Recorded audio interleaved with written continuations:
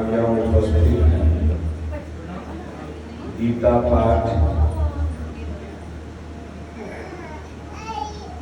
ये बाबू साहब जो है राजकिशोर सिंह जी की बच्ची का जन्मदिन था, तो जन्मदिन हो, गृह प्रवेश हो, घर में कोई शुभ कार्य हो, तो सभी सनातनियों को गीता पाठ करवाना चाहिए। ये वास्तविक सत्यनारायण व्रत की कथा यही गीता पाठ है। और गीता संस्कृत में है, इसलिए सबको समझ में नहीं आती है, तो भगवान कृष्ण के आदेश पर हमारे पूज्य गुरुदेव भगवान ने इसको हिंदी में ट्रांसलेट किया है। जो रात भर काशी से आचार्य लोग आए थे, कल दोपहर में चालू हुआ और आज दोपहर में समापन हुआ पूर्णाहुति। तो यथार्थ गीता पाठ चला। आज संपूर्ण सनातनी हर जगह धर्म है, लेकिन धर्म में कंफ्यूज है। धर्म क्या है पता ही नहीं है। इसलिए धर्म की संपूर्ण जानकारी के लिए पूरी मानव जाति को गीता की शरण लेना पड़ेगा, क्योंकि गीता का जो सूत्र है वो मानवता को दर्शाते हुए चलता है। और जितने भी धर्म ग्रंथ हैं, ये किसी संप्रदाय के धर्म ग्रंथ हो सकते हैं, लेकिन भगवान श्री कृष्ण की वाणी जो गीता है, ये पूरे मानव जाति का धर्म ग्रंथ है। वह भारत में जन्मा हो, चाहे अरब में, चाहे इंग्लैंड या ऑस्ट्रेलिया, कहीं भी जन्मा हो, मानव होता है। मानव माने न हिंदू होता है, मानव माने न मुसलमान होता है, मानव माने न ईसाई होता है, मानव सिर्फ मानव होता है। इसलिए हम सब लोग मनुष्य सबसे पहले हैं। इसलिए भगवान ने गीता में कहा, ममय वांसो जीव लोके जीव भूता सनातन। हे अर्जुन, हम लोग जो भी हैं ये भगवान के वंशज हैं, भगवान के पुत्र हैं। जितना भगवान पवित्र है उतना आप पवित्र हो। लेकिन संसार में आकर के जैसे पानी वर्षा का जो होता है ना, ऊपर से गिरे और आप सीधे उसको थाली में ले लो तो आरओ से शुद्ध रहता है। आरओ जो हम लोग पीते हैं ना पानी, उससे वो शुद्ध रहता है। लेकिन जैसे ही वो पानी धरती से अटैच होता है, तैसे ही उसको शुद्ध करने के लिए फिर एक आरओ की जरूरत पड़ जाती है।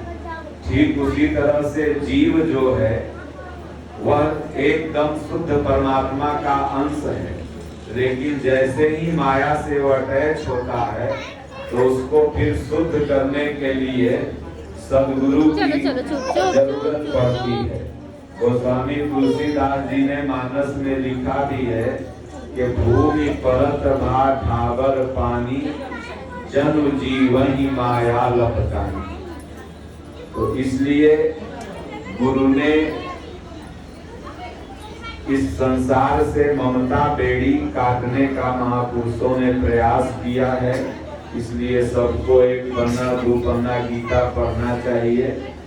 आइए थोड़ा सा भगवान का हम लोग कीर्तन कर लें। हैप्पी बर्थडे आपका तभी होगा जब आप हैप्पी काम करिएगा। अब हम लोग हैप्पी काम कुछ नहीं करते, नहीं समझ रहे हैं, और सोचते हैं कि हमारा जीवन हैप्पी हो। रोज खसी काटो, बकरा काटो, मुर्गा काटो, और उसके बाद उनका बेईमानी कर लो, उनका प्लेट हड़प लो। क्या मतलब कि हैप्पी कोई काम नहीं करते और सोचते हैं कि हमारा हैप्पी बर्थडे हो जाए या हैप्पी जीवन हो जाए। तो हैप्पी के लिए तो हैप्पी करना होगा ना, मतलब अच्छा के लिए अच्छा करना होगा। इसलिए अगर आप अपने जीवन में सदैव सुख चाहते हैं, शांति चाहते हैं, तो कर्म हैप्पी करना होगा। हैप्पी माने अच्छा।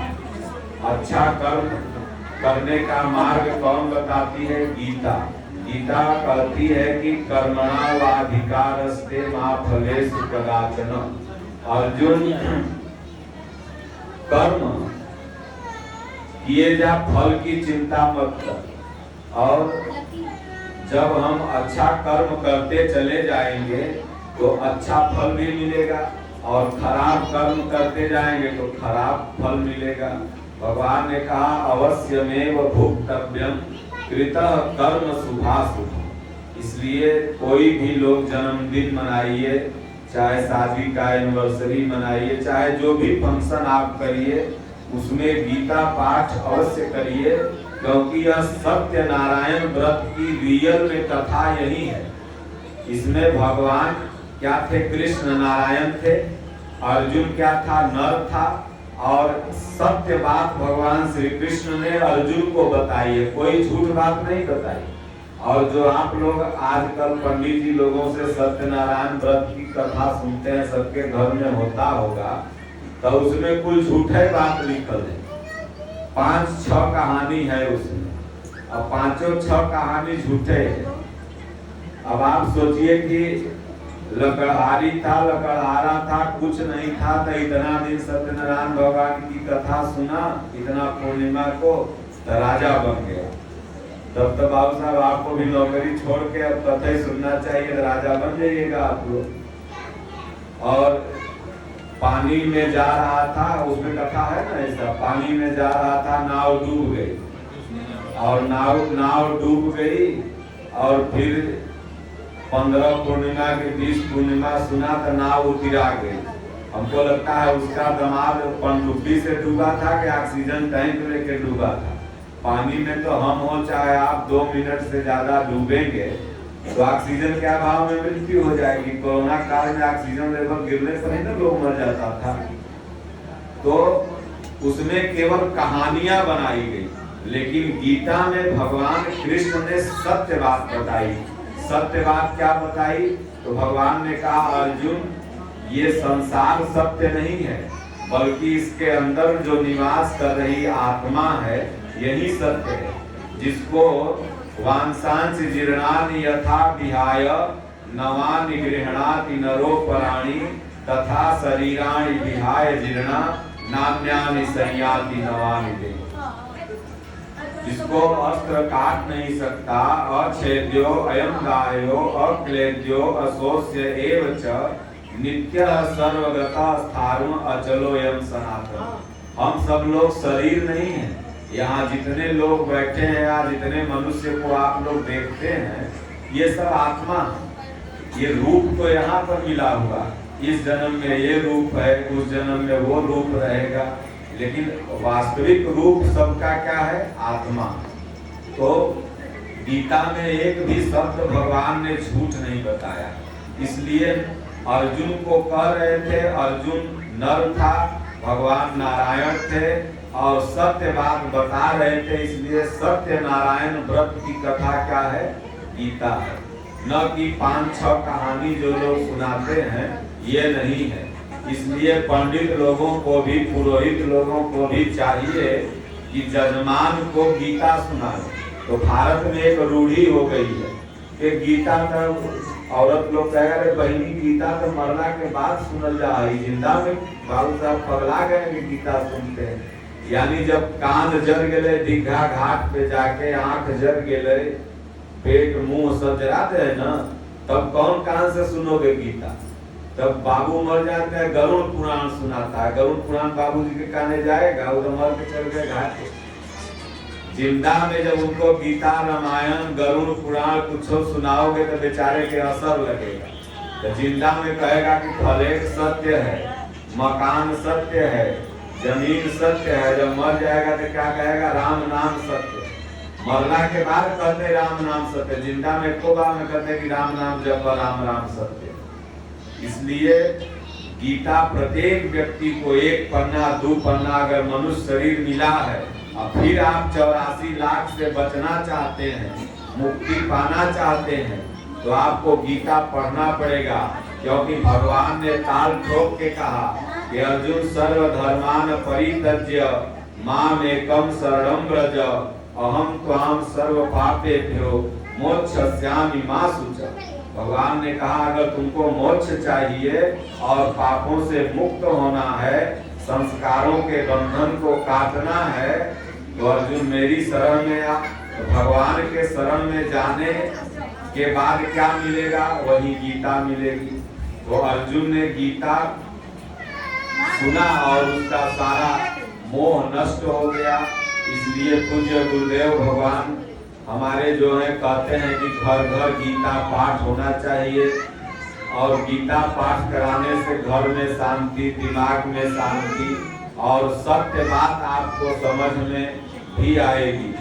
इसलिए चलते फिरते उठते बैठते किचन में काम करते राम राम चाहे ओम ओम जपते रहना है।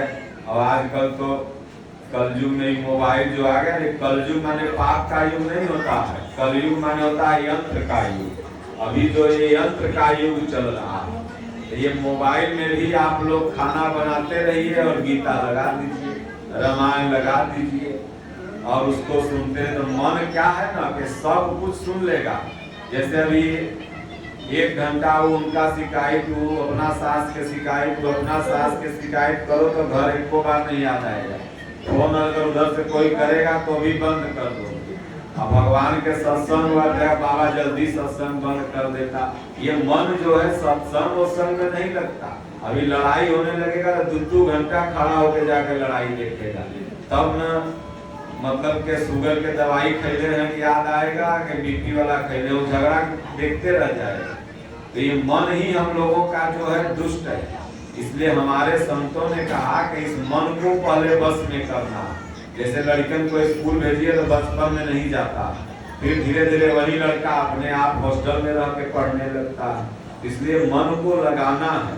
पहले यह मन काग था करता आत्म घात, पाछे मन हंसा भया मोती चुन चुन खात। ये पहले सबका मन भजन भगवान का नहीं करना चाहिए, और सब करने को ये तैयार है, लेकिन भजन रात भर रुपया दे दीजिए, एक बार आंख नहीं गिरेगा, आंख लाल हो जाएगा, फिर भी वो गिनते रहेगा भर रात।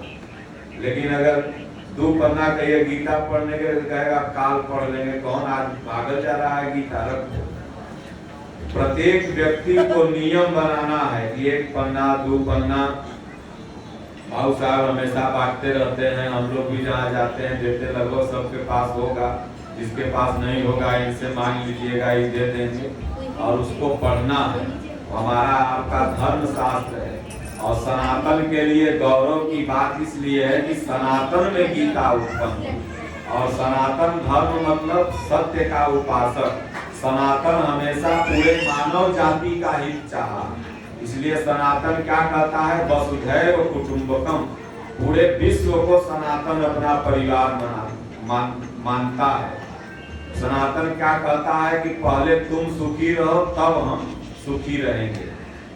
तो इसलिए सनातन धर्म महान है, और सनातन धर्म में भगवान कृष्ण हुए और सत्य की बात गीता बताई। इसलिए आप सब लोग को पढ़ना है, और अपने घर में कोई शुभ काम हो तो गीता पाठ करवाइए। बाबू साहब अपना आचार्य लोग को बुला देंगे, चाहे आप लोग अपने भी पढ़ सकते हैं घर में बैठ के। दीपक अखंड ज्योति जला लीजिए और भगवान का फोटो रख के उसको पढ़ना है और ओम का जाप करना है। देखिएगा जो मन में सोचिएगा वो नारायण पूरा करेंगे। कि जो इच्छा राखूं मन माही हरि प्रसाद कछु दुर्लभ। जो इच्छा करिएगा वो भगवान पूरा करेंगे। लेकिन भगवान से फालतू चीज मांगना ही नहीं। आप विचार करिए कि जितना गोदरेज में आप लोग रखे हैं उसमें से कौन चीज आपके साथ जाएगा। झुमका, कंबलदा, चश्मा, मोबाइल सब तुरंत यही खत्म हो जाएगा। तो ऐसा चीज हमको इकट्ठा करना है जो साथ जाए। अभी तक अपने जीवन में हम लोग क्या इकट्ठा किए जो हमारे साथ गया। जैसे कि यहाँ आप लोग आए हैं भले निकाय बहुत बढ़िया, लेकिन साथ थोड़ी जाएगा, साथ तो पर दिया जाएगा घरे जो थोड़ा थोड़ा मिलेगा। इसलिए प्रसादी से न प्रेम होना चाहिए। तो उसी तरह से ये संसार बहुत अच्छा है, लेकिन इस संसार का कोई चीज हम लोग के साथ नहीं जाएगा। साड़ी बढ़िया रहेगा तो रख लेगा, कपड़ा बढ़िया रहेगा तो रख लेगा, खराब रहेगा कहेगा दोनों अपना ले लेगा। तो इसलिए साथ क्या जाएगा, तो भगवान का नाम और अपना कर्म, जो हम लोगों ने कर्म किया है, जो सुबह शाम नाम जपा है, वही प्रत्येक व्यक्ति के साथ जाता है। वो चाहे किसी संप्रदाय का हो, किसी जाति का हो, बाकी सब कुछ यही छूट जाएगा। एक संत ने कहा कि इसके तो आगे भजन ही है साथी, भजन के बिना तू अकेला रहेगा। अरे मन ये 2 दिन का मेला रहेगा, न कायम ये जग में झमेला रहेगा। इसलिए जन्मदिन इसलिए मनाया जाता है कि अब आप समझ लीजिए कि जैसे मैं 20 साल का हो गया, कैसा के बिटिया तो 22, 25, तो 25, 23 साल की हो गई, तो समझिए 23 साल इसके जीवन से लैप्स हो गया, खत्म हो गया। ये इसको याद दिलाया गया कि अब 23 तुम्हारे अंदर से इंड हो गया, अब जो शेष बचा है उसमें अच्छा कर्म, भगवान की भक्ति, पढ़ाई लिखाई ऐसा करो कि नाम तुम रोशन करो। ये याद दिलाने के लिए आता है। ऐसा मत सोचो कि हम बोलो कदम 23-50 साल के हम तुम सिखाओगे। 50 साल के आप नहीं है। अगर आपको 60 में हार्ट अटैक होना है तो आप 60 - 50 बराबर 10, आप कितने के हो गए? 10 बरस, क्योंकि 50 तो आपने खत्म कर दिया, जीना 60 है, तो आप तो हो गए 10 बरस के। तो इसलिए जो आपके जीवन से निकल गया, कहिए भगवान जो कुछ हुआ सो हुआ, हमसे भूल चूक, ये तो 23 बरस निकल ही गया, अब जो शेष बचा है ऐसी कृपा कर दो नारायण कि फिर आपका भजन करते हुए, अपना दुनिया का काम करते हुए आगे बढ़े। इसलिए जन्मदिन बार बार मनाया जाता है, बार बार ये आदमी को याद दिलाने के लिए कि अब इतना गया, इतना बचा। इसलिए भजन है वो सुनाएंगे, आप लोग भी पीछे पीछे गाइएगा, फिर उसका अर्थ 10 मिनट बता देंगे। सत्संग बहुत भाग से मिलता, पूरी मिठाई तो रोज घरे में बना, डॉक्टर मना के लिए तेल मत खाओ, ये मत खाओ, वो मत खाओ, दवाई खा खा के लोग खा रहा है। इसलिए खाना पीना तो जब तक जिंदगी है तब तक चलेगा। तो अब तो भजन कर भाई हो, तोहर बीतल उमिरिया। आप लोग भी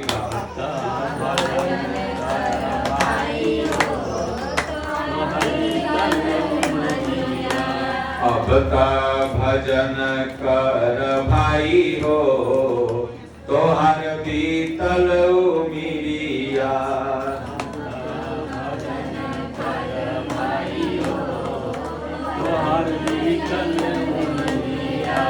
माया ने तुझको बहकाया,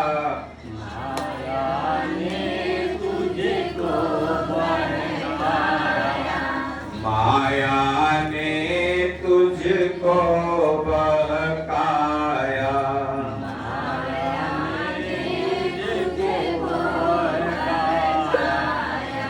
सुंदरता का दास बनाया,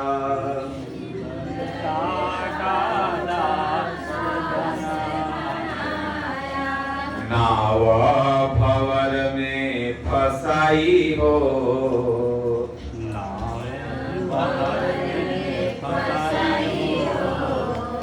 तोहर बीतल उमिरिया।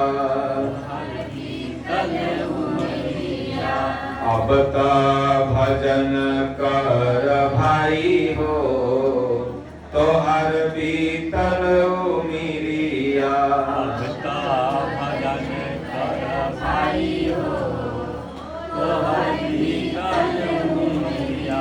त्याग बुरों की संगति भाई,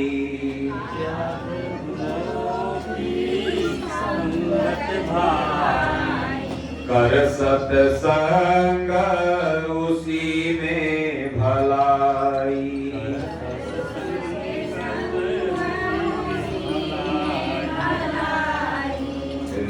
द्वितीय ही सुखदाई हो, तोहर बीतल उमिरिया।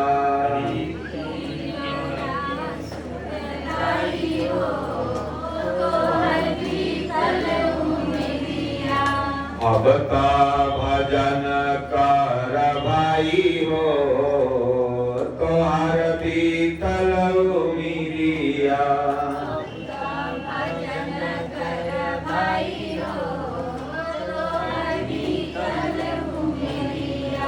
पाप गठरिया हो सर से पटकी द,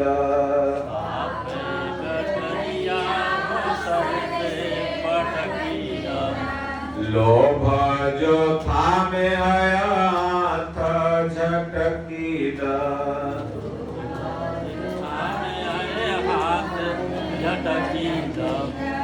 धर्म के पकड़ कलाई हो, तोहर बीतल उमिरिया। पकड़ कलाई हो, तोहर बीतल उमिरिया। अब ता भजन कर भाई हो, तोहर बीतल उमिरिया।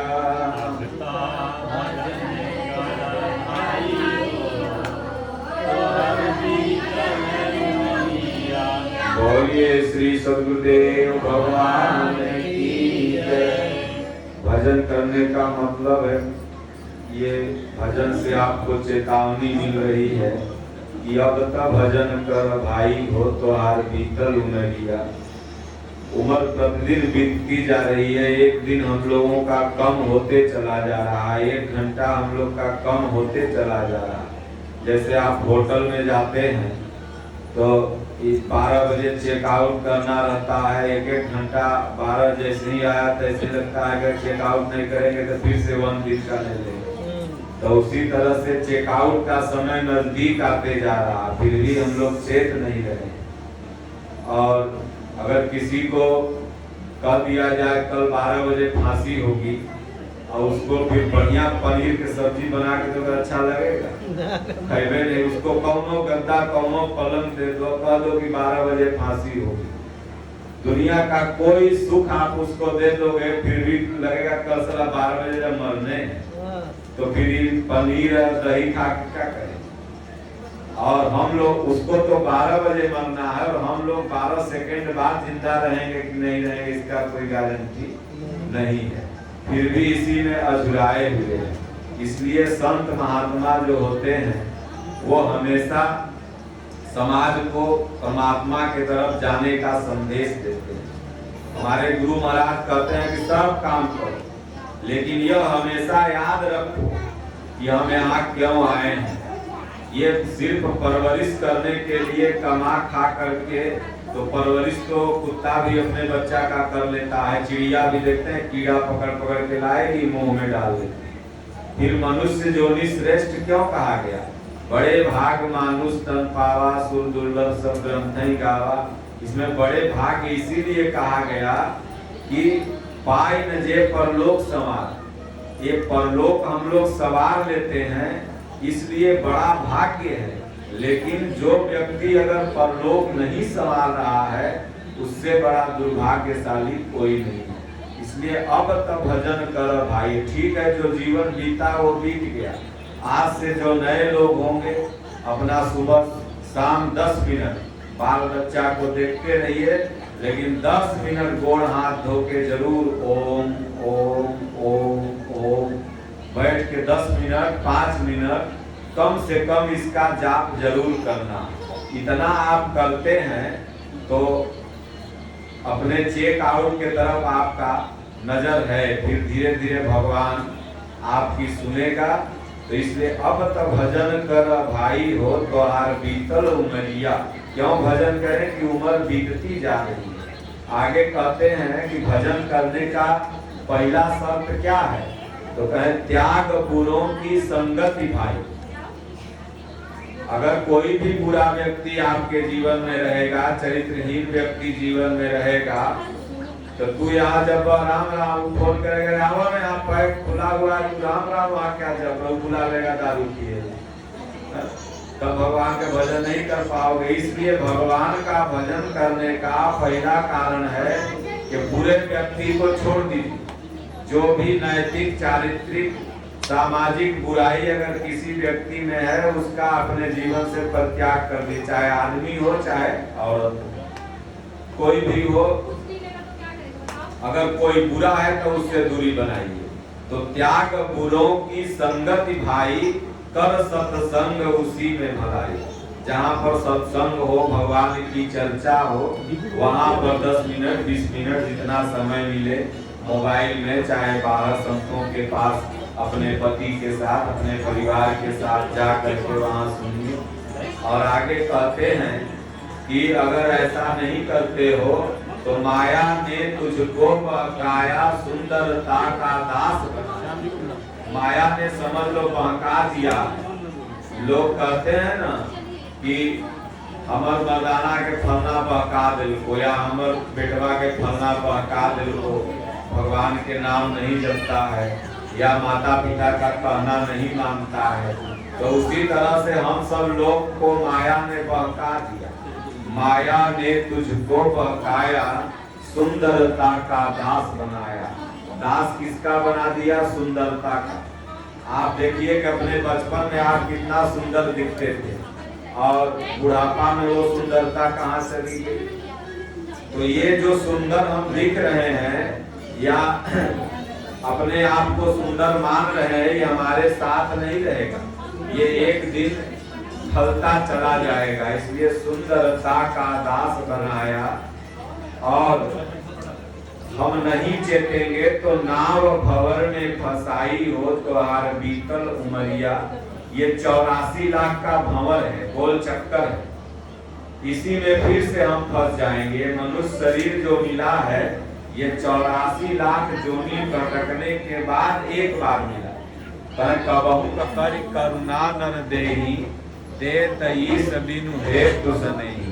भगवान जब इस जीव पर बहुत कृपा करते हैं तो एक बार 84 लाख जोनी का गोल चक्कर घूमने के बाद मनुष्य शरीर देते। और इसमें भी अगर हम नहीं चेते तो फिर गोल चक्कर घूमना होगा। तो आगे कहते हैं कि इसलिए पाप गठरिया हो सर से पटकी द, लोभ जो थामे है हाथ झटक द। सबके ऊपर संस्कारों के पाप की गठरी है, उसको भजन के द्वारा पटका जाएगा। और जो लोग हम सोचते हैं ये मेरा हो जाए, ये मेरा हो जाए, ये मेरा हो जाए, पूरा पटना अगर एक दिन आपको दे दिया जाए, उसी क्षण हार्ट अटैक होगा और आप मर जाएंगे। इसी भारत के देश के एक मुख्यमंत्री थे, किसी राज्य के नाम नहीं लूंगा, उनका स्विस बैंक में पैसा जमा था और 2 लोगों के साथ जमा था, पार्टनरशिप हो, ज्वाइंट अकाउंट होता है। अब वो जिसके साथ जमा था वो जाके निकाल लिया तो ये गए, जब मुख्यमंत्री पद से हटे तो गए भाई अपना पैसा निकाल लेते हैं। वहाँ गए तो स्विस बैंक का मैनेजर बोला ये तो पैसा गायब है, पैसा नहीं हो, तो वो निकाल लिया। बेचारा उस मंजिला, कई मंजिल इमारतें होती है ना बैंकों की, तो लिफ्ट में जैसे ही घुसा के साथ नीचे चलते हैं, लिफ्ट में हाथ अटैक हुआ, मर गया। तो कहने का तात्पर्य है पूरा पटना, पूरा बिहार अगर आपको दे दिया जाए और आप सुनेंगे कि मेरा बिहार हो गया, इतने में हाथ बर्दाश्त नहीं कर पाएगा और हम सोचते हैं कि पूरा मेरा हो जाए। इसलिए कहते हैं लोग जो थामे है हाथ झटक कर, साईं इतना दीजिए जामे कुटुंब समाए, मैं भी भूखा ना रहूं एक साधु न भूखा जाए। देखिए आप मध्यम परिवार बहुत सुखी है, जिसके पास जितने कंपनी, जितने फैक्ट्री है, उतने हिसाब। पता लगा ये लोग 9 बजे खा के सोतेंगे और बड़का आदमी जो ना वो 2 बजे तक गुणे गणित लगा रहा है, आज 2 लाख घाटा हुआ कि 2 लाख फायदा हुआ। भला बताइए वो 2 लाख में से 2 कौड़ी साथ नहीं जाएगा, फिर भी हिसाब लगा रहा है 2 बजे रात तक। इसलिए लोभ को खत्म करो, जो होगा वो नारायण की इच्छा से होगा। इसलिए भजन करते रहना है। कहीं पाप गठरिया और सर से पटक द, लोभ जो थामे आया हाथ दूरे से पकड़ा, हाथ झटक द, लोभ जो थामे हुए हैं वो हाथ से झटक दीजिए। तो हाथ से पकड़िए क्या, मान लीजिए मैंने लोभ झटक दिया तो पकड़ा क्या, तो कहे धर्म के पकड़ कलाई हो, तो हर बीतल उमिरिया। धर्म का कलाई पकड़, वो परिवार सुखी है, वह देश सुखी है, वह घर सुखी है जो धर्म का कलाई पकड़े हुए। जो धर्म से जुड़ा हुआ व्यक्ति है वह कम अशांत है। उसके यहाँ सुसाइड वगैरह, जैसे भारत में पहले सुसाइड नहीं होता था, आत्महत्या जिसको कहते हैं, ये विदेशों से हम लोग सीखे। और विदेश से क्यों सीखे, क्योंकि विदेश लोग, जो विदेश के लोग होते हैं धर्म से कम विज्ञान से ज्यादा अपने आप को साइंस से अटैच कर लेते हैं। और हम लोग भी अब क्या हुआ, साइंस से ज्यादा अटैच होते जा रहे हैं। इसलिए केरला वगैरह दक्षिण भारत में जाइए, मैं गया था अभी एक बार पहले भी गया था, तो वहां देखा वृद्धाश्रम ज्यादा है, जो कि 100 में 98% व्यक्ति पढ़े लिखे हैं, 100 में 98, और वहाँ वृद्धाश्रम ज्यादा है। तो क्यों, क्योंकि वो साइंस से ज्यादा अपने को अटैच कर लिया और माता पिता को क्या डस्टबिन समझ लिया।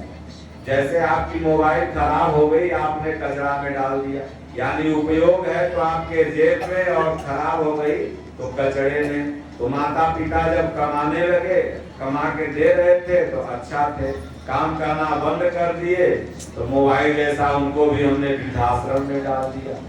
विदेशों में भी वृद्धाश्रम बहुत हैं, वहाँ तो लोग सुसाइड करके मर जाते हैं। बेटवा कहाँ शादी कर लिया, कहाँ रह रहा है, माता पिता को यह भी नहीं पता है। तो सनातन संस्कृति से वो लोग दूर होकर के, धर्म से दूर होकर के विज्ञान से अपने आप को ज्यादा अटैच कर लिया। अब ये लड़का है, ये राम के बारे में, कृष्ण के बारे में अगर बचपन से नहीं जानेगा, माता पिता से कैसे प्रेम करना चाहिए नहीं जानेगा, तो फिर माता पिता का बुढ़ापा में क्या इज्जत करेगा। बचपन से ही रामचरितमानस दादा पढ़ते थे, आप सुनते थे, तब ना अभी आपको भी मन में होता है कि दादाजी मेरे रामचरितमानस पढ़ते थे, मैं भी पढ़ूं। तो उस तरह से आपको वैसा बन के दिखाना होगा। और विज्ञान से किसी को शांति आज तक नहीं मिली। जब जब विज्ञान चरम अवस्था पर पहुंचा है तो क्या मिला है, अशांति। ये जितने यंत्र उपकरण हम लोग बना रहे हैं, ये अपना दुश्मन एगो थर्ड खड़ा कर रहे हैं। एक रोबोट को बनाया गया, हमको ये बता रहा था इनका बेटुआ ओम, कि उस रोबोट को बनाने के बाद उससे पूछा गया कि तुम्हारा दुश्मन कौन है, तो वो कह दिया इंसान, जो कि उसके प्रोग्राम में ऐसा फिक्स नहीं किया था बनाने वाला इंजीनियर। अब सोचिए फिक्स नहीं था, फिर भी वो कहा कि इंसान मेरा दुश्मन है। इस मोबाइल का दुश्मन कौन है, इंसान। गाड़ी का दुश्मन कौन है, इंसान। इस मकान का, उस पंखे का दुश्मन कौन है, इंसान। ये सब रोबोट है, चल रहा है, भी गिरेगा, एक को गर्दन काट देगा। मोटरसाइकिल से चलते हैं, रोज सुनते हैं कि वहां लड़ गई, 4 लड़के मर गए। तो ये कहीं न कहीं से इंसानियत कहीं तो दुश्मन ये यंत्र उपकरण है। तो इसलिए जितना भी हम लोग बना रहे हैं, विज्ञान को डेवलप कर रहे हैं, उतना ही समझ लीजिए कि अपना दुश्मन और अशांति के तरफ चलते चले जा रहे हैं। इसलिए शांति तभी मिलती है कि जब हम साइंस के तरफ न जाके धर्म के तरफ जाएं। इसलिए भगवान बुद्ध जैसा राजा, चक्रवर्ती सम्राट, जो कि चाहते तो अन्य तरह से भी शांति खोजने का प्रयास करते, लेकिन उन्होंने देखा कि ऐसे मिलेगी ही नहीं, धर्म से चलेगा। इसलिए प्रत्येक व्यक्ति को धर्म से कनेक्टिविटी बनाए रखना है। तब क्या होगा कि आपके अंदर शांति रहेगी और आपका बाल बच्चा भी जब आप बुढ़ाइएगा तो सेवा करेगा। नहीं तो इसी पटना में क्या था, एगो बुढ़िया बेचारी फरेट कर रही थी, बेटवा विदेश पेपर निकला था ना, अब बुढ़िया मर गई। कई साल बाद, 6 महीना बाद बेटवा अले तो नर कंकाल बुढ़िया के सोफा पे पड़ल। उस धन संपत्ति बेटवा कौन काम। इसलिए जो भी बाल बच्चा है शुरू से गीता रामचरितमानस धर्म से आप भी जुड़िए और उसको भी जोड़ के रखिए, तब जाकर के आप भी अपने सास का सेवा करिए और तब भी आपका जब पतो आएगी ना तो वो आपका सेवा करेगी। अब अपना सास के आप गरियाइएगा, सोचिएगा कि हमारे ससुरी आई तो तेल लगे तो तेल लगे तो मट्टी के तेल लगा के छीनी दे तो जल जाओ। इसलिए चलते फिरते उठते बैठते सोते जागते जब समय याद पड़े तो राम राम ओम ओम जपते रहो। बेटवन को भी सिखाओ, अपना घर का काम करो, नौकरी करो, चाकरी करो, जो जो कर रहा है सब करो, लेकिन खाली अपने आप को धर्म से जोड़ के रखिए।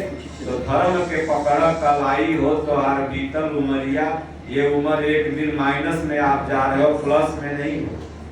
आप हर तरह से माइनस में जा रहे हो, चेहरा से, धन से, बल से, सब से एक दिन माइनस में है। प्लस में वही है जो भगवान की भक्ति कर रहा है, अपने स्वरूप के तरफ जा रहा है। इसलिए आज से आप लोग सावन का ये महीना पुरुषोत्तम मास चल रहा है। पुरुषोत्तम मास बहुत लोग कहते हैं, पंडित लोग बना दे कि पुरुषोत्तम मास में पूजा पाठ नहीं कराना है, बाप रे बाप यह हो जाए, जो कि इसके स्वामी स्वयं भगवान कृष्ण है। ये पुरुषोत्तम मास भगवान ने इसलिए बनाया कि आप लोग जानते होंगे कि भक्त प्रहलाद हुए। अब प्रहलाद का जो पिता था हिरण्याकश्यप, इतनी तपस्या करके अपने लाइब्रेरी में अपने इतना उन्नत हो गया वो कि न दिन में मरू, न रात में मरू, न बारह महीना में कोनो महीना में मरू, न धरती पे मरू, न आकाश में मरू, न दुआरी पे मरू, न घर के अंदर में मरू। वो ब्रह्मा से कहा कि हमको अमरता का वरदान दीजिए, तो ब्रह्मा कहीं दे नहीं सकते, तो घुमा करके कुल मिला के अमरते का वरदान मांग रहा था। ब्रह्मा जी कहे जो जन्मा है ससुरा मरेगा एक दिन। आ ब्रह्म भुवना लोका पुनरावर्तिनो अर्जुन, ये पुनरावर्ती है। तो भगवान उसी लिए एक महीना अतिरिक्त बना दिए, नहीं समझ रहे, 13वां महीना चल रहा। तो 12 महीना में जनवरी फरवरी मार्च अप्रैल मई जून जुलाई अगस्त सितंबर अक्टूबर नवंबर दिसंबर में मरबे के एगो अलग से बना दिया। तो पुरुषोत्तम मास है, इसके स्वामी भगवान कृष्ण। इसमें पूजा पाठ जो भी लोग करता है उसका दुगुना फल। लेकिन पंडित जी लोग को रेस्ट लेना रहता है, कह देते हैं कि एक महीना रेस्ट लो ताकि जन्मान सब पूजा पाठ नहीं करा लो। इसलिए कोई महीना में आपका मन शुद्ध है तो पूजा कराइएगा तो फल मिलेगा, और मन शुद्ध नहीं है तो सावने में कराइए, नवरात्रे में कराइए, कोई फल नहीं मिलेगा। मन चंगा तो कठौती में गंगा। अब नवरात्र आता है, दुर्गा माई के पंडाल के सामने गाते रहता है, दानव दल पर टूट पड़ो माँ करके सिंह सवारी, सब जाके थपोड़ी पीट के गावो है ना पंडाल के आगे। और जितना गावो है में इंसान कई गो है, कुल दान में रहे हैं। जितना थपोड़िया पीटे है सामने पंडलवा के में इंसानों रहे है। सप्तमी के गए थे, अठवीं के इतना खसी के बकरा के मांस लेते हैं, जो कि दुर्गा सप्तमी में कहीं नहीं लिखा है मांस खाने के लिए। और दुर्गा जी महिषासुर को ले इसीलिए मारी थी कि उनसे वो मांस मछली मांगा था। सोचिए कि जो दुर्गा जी मांस मछली मांगने पर महिषासुर को मार सकती हैं, और आप लोग खा करके अठवी के बलि दे के नवमी की कन्हैया दे सब, और जाइएगा और आरती गइए तो आपको वो चुम्मा लेंगे कि छोड़ेंगे और काटेंगे पहले। तो इसलिए बलि किसका देना है, आपके अंदर जो निगेटिव पॉइंट है ना, दुर्गुण है, उसका बलि भगवान को दे दीजिए। पंडित जी लोग कहते हैं दीन बंधु राजा बलि दान बंधो महाबल। तो आपके अंदर जो दीनहीनता की भावना है, निष्क्रिय शक्ति है, उसको बलि दे दीजिए भगवान के चरण में। तो इसलिए राक्षस कौन है, जो मानहि मातु पिता नहीं देवा, साधुन सन करवावो सेवा, जिनके यश आचरण भवानी ते सब निश्चर जाने हो प्राणी। राक्षस वह है जो माई बाप को गाली दे, साधु संतों की इज्जत न करे, वही राक्षस है। और जितने वो पंडाल में खड़े रहते हैं, इसी तरह के लोग खड़े रहते हैं, माई के वगैरह कहेगा चुप तो क्या जानेगी, क्या क्या गाली दे के जाएगा और आरती करेगा। सब नहीं, लेकिन 99% लोग ऐसे हैं। अरे आज्ञा का उल्लंघन अगर कर दिया माता पिता का तो गालिए समझो। बाइक से जाएगा, मम्मी कहेगी रे बेटा तनी धीरे चलाइए, तो चुप रहो, तुम्हें जाने की कंपनी का 140 की स्पीड दे के है कि हम धीरे चले को, और जा करके धर के वो लड़के मर जाए, ब्रेन के पोपड़ा फूल जाए। तो इसलिए माता पिता के आज्ञा का पालन करो, संत महापुरुषों का सम्मान करो, तुम देवता हो, और फिर तुमको देवी को बुलाना नहीं पड़ेगा, देवी तो तुम्हारे घर ही है। इसलिए चलते फिरते उठते बैठते नाम जपो, सत्संग संबंध आप चिल्लाते रहेंगे। बोलो गुरुदेव भगवान की जय, बोलो जय सिया राम, जय जय सिया राम, बोलो जय सिया राम, जय जय सिया राम, बोलो जय गुरुदेव, जय गुरुदेव, बोलो जय गुरुदेव, जय गुरुदेव। होई हई वही जो राम रचि राखा,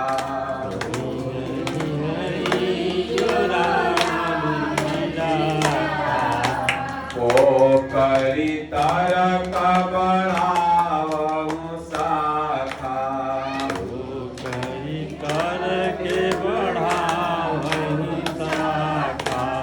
बोलो जय सिया राम, जय जय सिया राम, बोलो जय सिया राम, जय जय सिया राम, रघुपति राघव राजा राम, रघुपति राघव राजा राम, पतित पावन सीताराम, पतित पावन सीताराम, राजा राम जय राजा राम, राम जय राजा राम, इस धरती पर बसने वाले,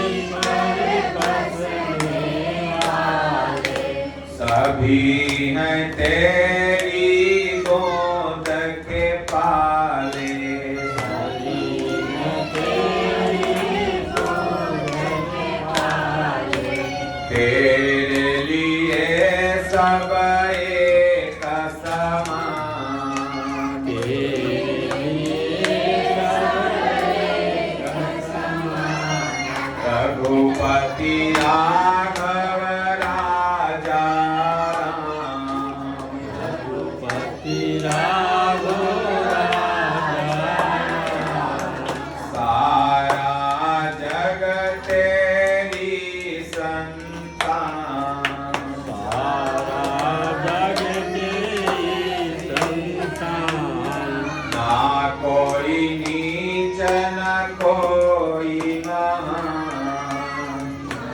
कोई नीच न कोई महान, श्री राम जय राम, जय जय राम, श्री राम जय राम, जय जय राम, बोलिए श्री सद्गुरुदेव भगवान